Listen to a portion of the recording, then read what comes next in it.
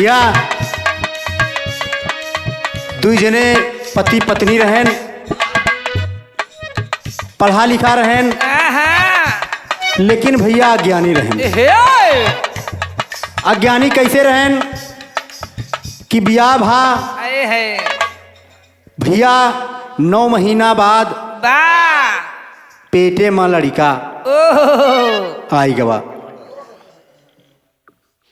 बेटवा भा खुशी भय, खूब बढ़िया ढोल नगारा बजवाए घरे आए और भैया हमारे तो हाँ बिरह करवाए रहन। लेकिन अगली बार पेट में फिर से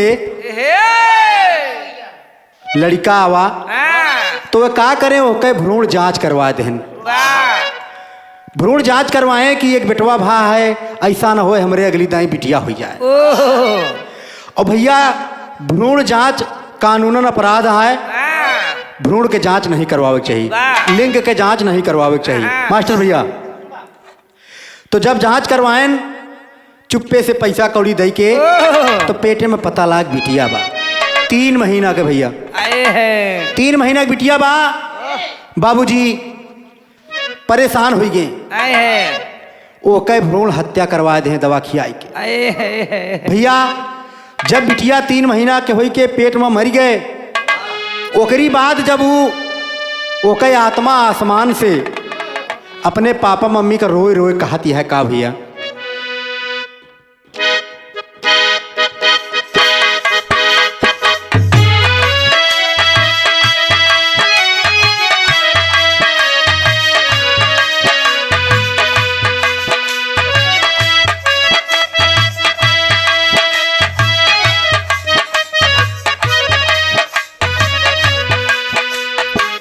दिहला हम के मार हो, दिहला हम के मार हो, काहे पापा पेटा वही में, दिहला हम के मार हो, काहे पापा पेटा में। रोए रोए बिटिया कहते हैं बाबूजी, बिटिया बेटवा में भेदभाव नहीं करे चाहिए भैया।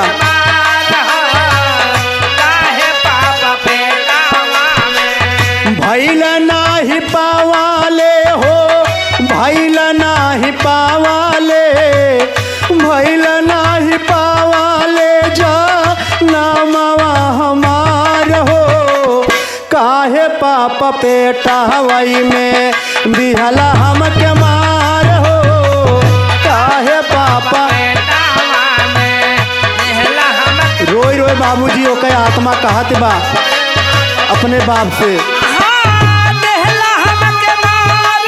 अरे जिया भैया जिया, देहला हम के मार हो, देहला हम के मार हो, काहे पापा पेटावा में, देहला हम के मार हो, काहे पापा पेटावा में। बिटिया के आत्मा रोए रोए बाबूजी कहती बा अपने बाप से। आत्मा भैया मास्टर कहा कहत बा,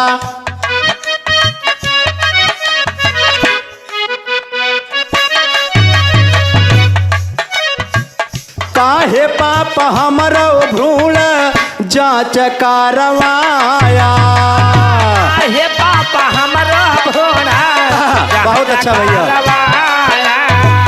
काहे पापा हमरो भ्रूण जांच करवाया, जांच करवा के हमरो हत्या करवाया, जांच करवा के हमरो हत्या करवाया, जांच करवा के हमरा हत्या करवाया।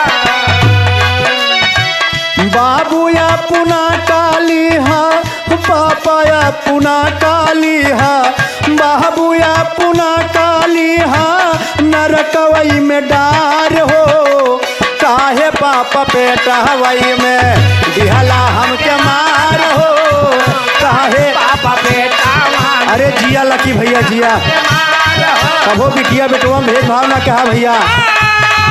अरे वाह बाबू, के मार हो, देहला हम के मार हो, काहे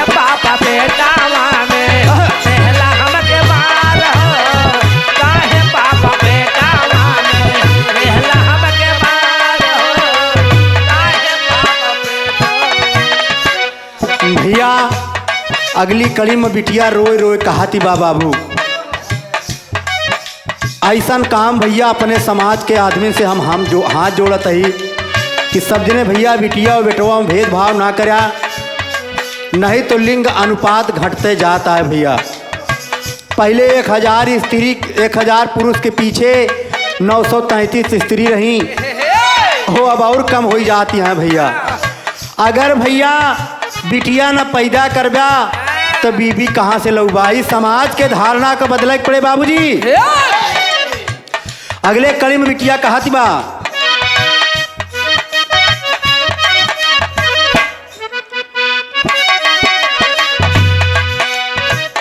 हमारो जनामावा जो पहपकारवाई ता, हमारा जनामावा जो पहपकारवाई बा। अगर जन्म ले हो बाबू तो एक लोटा पानी दी तो का हाथवा से हमारे तू ठंडा पानी पाई ता, हाथवा से हमारे पापा ठंडा पानी पाई बा। हाथवा से हमारे पापा ठंडा पानी पाई बा। बाबू तोहर दे तहाम पापा तोहर दे तहाम, बाबू तोहर दे तहाम जिंदगी सवार हो, काहे पापा पेटा हवाई में। जिया भैया जिया, पापा पेटावा में देहला हमके मार, काहे पापा पेटावा में देहला हमके मार, काहे पापा पेटावा में। अगली कड़ी में बिटिया कहा त्या भैया कि ए माई मान लिया बाबू कुछ कम पढ़ा रहे, तू तो ग्रेजुएशन करे रहू तो होका तो समझ में आवे चाहिए माई, काहे ऐसे क्यों, तू एक नारी हो, तू कबो एक बिटिया रहू माई, कहा कहती है।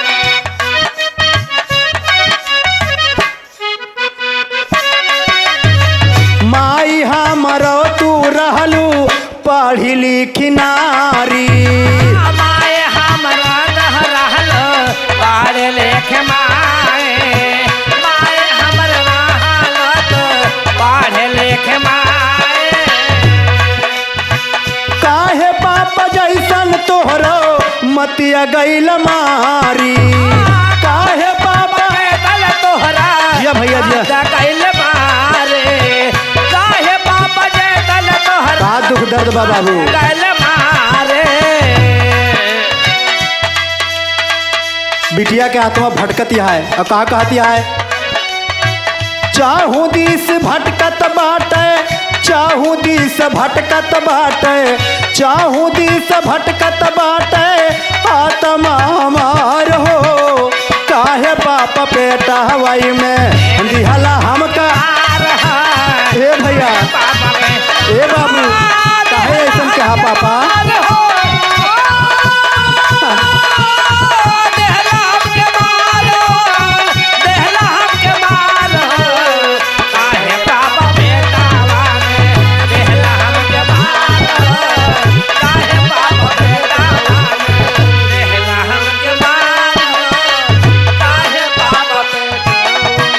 कहती है बाबू अगर हमारे जन्म करवाए होत्या तो तुहार नाम है करीत बाबू, लाई के जन्मवा बाबू करित तोहरो नाम हवा, जन्मवा बाबू करत तोहर नामवा, या भैया के जन्मवा बाबू करे तोहर नामवा। सुबह शाम माई के साथे करित हम कामवा, सुबह शाम माई के करत खूब कमावा, तो बताम माए बाते करत खूब कमावा। गर्भ से कहता आइल, गर्भ से कहता आइल, गर्भ से कहता आइल, बिटिया हमार हो, काहे पापा पेटा हवाई में दिहला हम कमार हो, काहे पापा के खावा में देहला हमके मार, काहे पापा पेटावा में देहला हमके मार, काहे पापा पेटावा। अंतिम कड़ी में समाज का समझावे के मेरे कभी कहा लिखता है भैया मास्टर।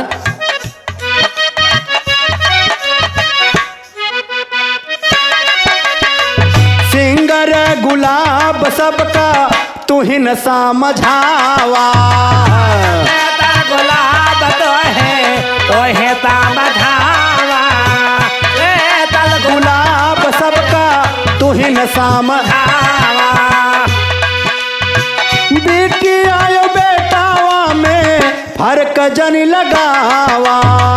बेटी आयो में फर्क दे लगावा। बेटी पढ़ा लिखा है भैया ऐसा शब्द ने जिनके हाथ लगावा। सिंगर गुलाब सबका तू ही समझावा। गुलाब सबका तो है समझावा। बेटी आयो बेटावा में फर्क जन लगावा। बेटी आयो बेटावा में फर्क दे लगावा। बेटी आया बेटावा में फर्क दे लगावा।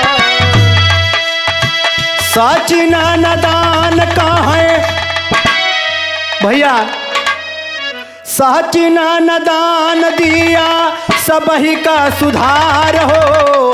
काहे पाप पेटा हवाई में दिहला हमके मार हो। काहे पापा बेटा हमारे देहला हमके मार हो। काहे पापा देहला अरे जिया भैया जिया। देहला हमके मार हो।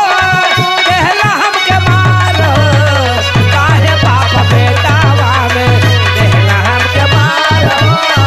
काहे पापा बेटावा में देहला हमके मार हो। काहे पापा बेटावा में देहला काहे पापा पेटा वही में। भैया ये गीत हम लोगन के आपके बीच में एह बरे भेजत ही कि आप सबने ये गीत का लुत्फ ना उठाया। यह गीत में जोन शब्द लिखा है यह पर सबने गौर फरमाया भैया। समाज में ऐसी कुरीति ना फैले। यह के साथ अपने गाना का विराम देते ही भैया। जय हिंद जय भारत।